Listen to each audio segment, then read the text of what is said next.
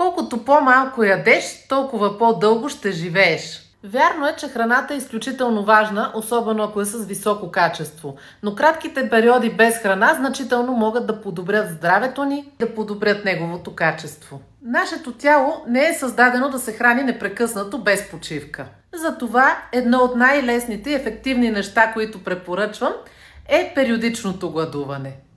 Периодичното гладуване е от малкото практики, които изискват малко усилие, а носят изключителни ползи за външният вид и за здравето.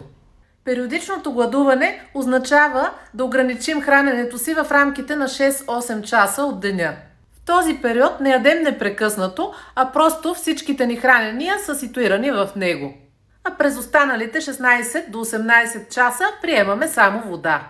Когато го прилагаме ежедневно, тялото ни получава заслужена почивка. А резултатите не закъсняват. По-добро здраве, повече енергия и по-стегната фигура. Ако си съгласен с това и искаш да се чувстваш по-добре, напиши да в коментарите.